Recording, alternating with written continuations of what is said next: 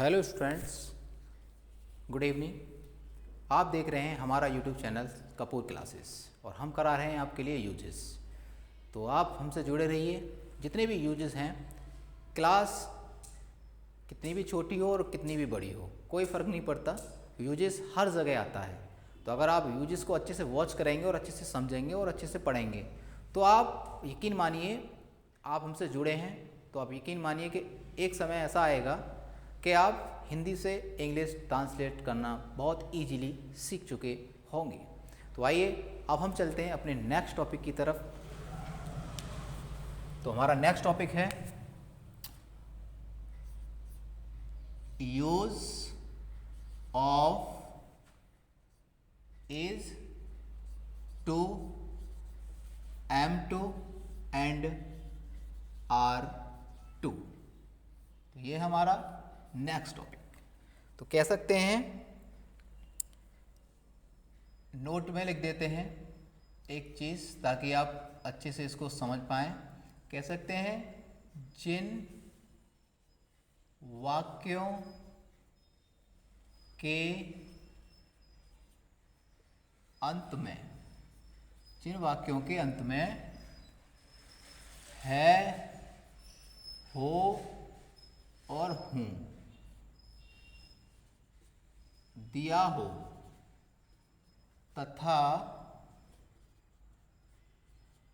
उससे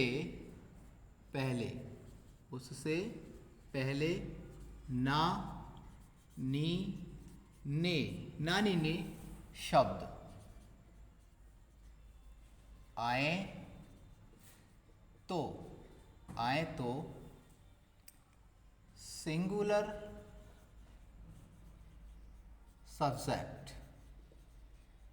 सब्जेक्ट के साथ को लगाना है इज टू, तथा प्लूरल सब्जेक्ट के साथ लगाना है आपको आर टू, तथा आई के साथ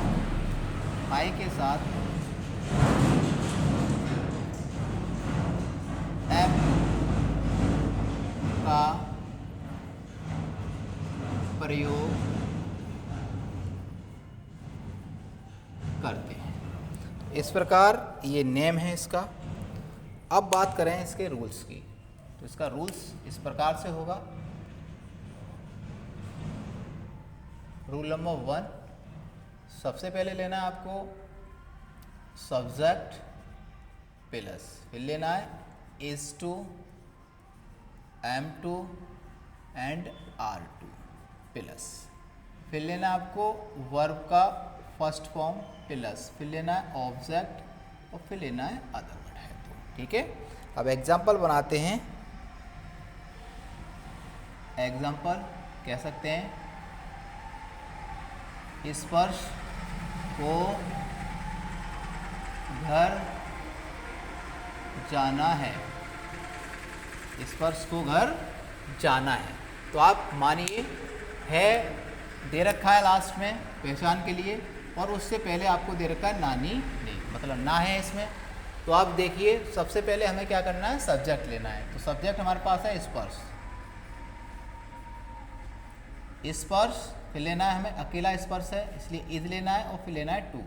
स्पर्श इज टू, फिर लगाएंगे जाने का स्पेलिंग गो और के साथ टू, गो टू हाउस। कह सकते हैं Sparsh is to go to house. एक और एग्जांपल बना देते हैं।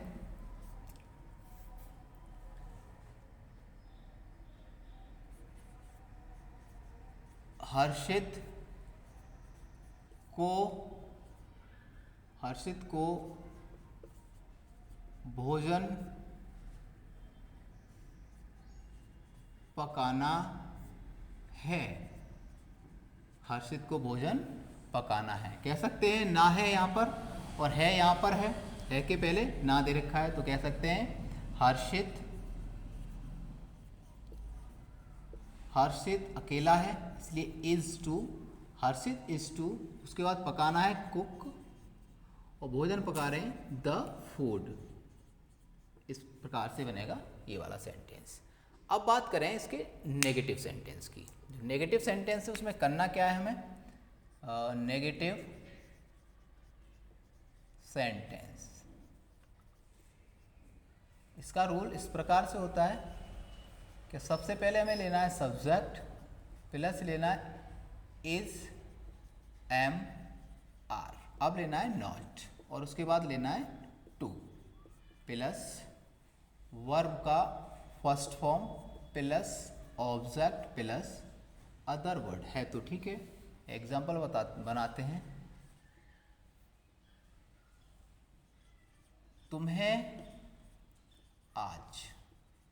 तुम्हें आज स्कूल नहीं जाना है। तुम्हें आज स्कूल नहीं जाना है। कह सकते हैं you are not to go to school. Go to school, और अदर वर्ड है इसमें आज का मतलब टू डे। इस प्रकार से बनेगा तुम्हारा नेगेटिव सेंटेंस।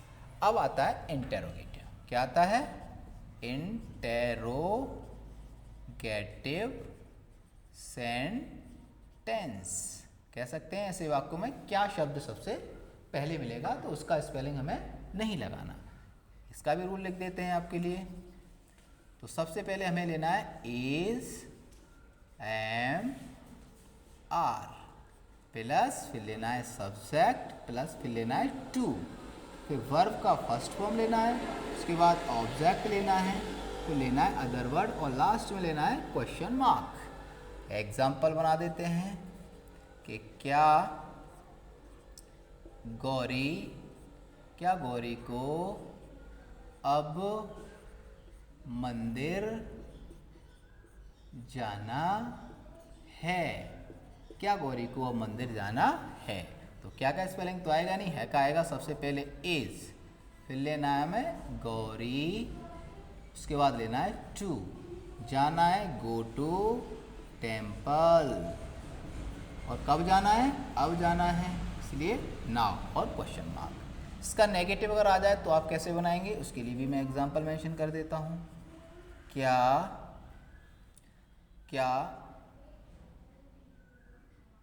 राम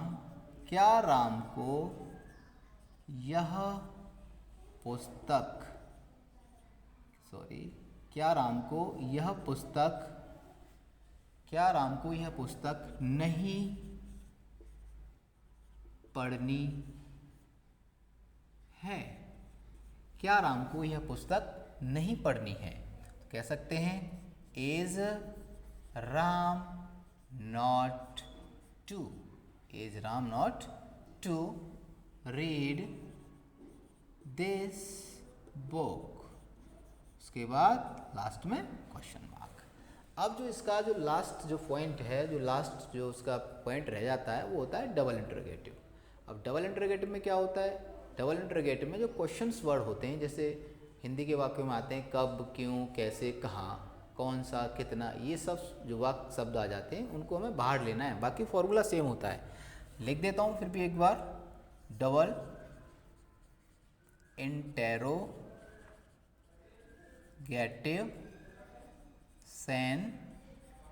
सेंटेंसेस। तो रूल लिख देते हैं।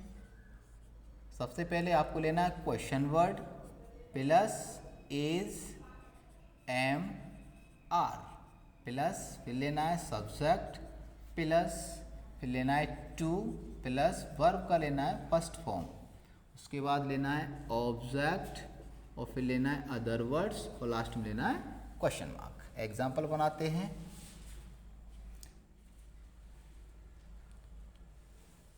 हमें आज अपना पाठ याद कब करना है। हमें आज अपना पाठ याद कब करना है। तो कह सकते हैं कब आया है तो कब का स्पेलिंग सबसे पहले व्हेन, उसके बाद है और हम हैं, तो कह सकते हैं आर वी, फिर लगाएंगे टू, याद करना है लर्न, और अपना पार्ट याद करना है। हम के साथ अपने का स्पेलिंग आता है अवर लेसन, अवर लेसन, और कब याद करना है? आज, टुडे। इस प्रकार से ये सेंटेंस बनेगा और लास्ट में आएगा क्वेश्चन मार्क। अगर इसका नेगेटिव आ जाए तो मैं एग्जांपल से आपको समझा देता हूं।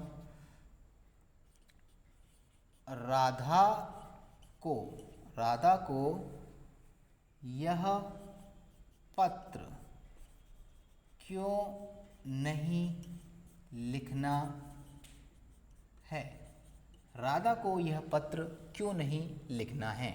कह सकते हैं क्यों है सबसे पहले, वाई, उसके बाद है तो हम लगाएंगे इज, फिर आएगा राधा, फिर आएगा नॉट, और फिर आएगा टू।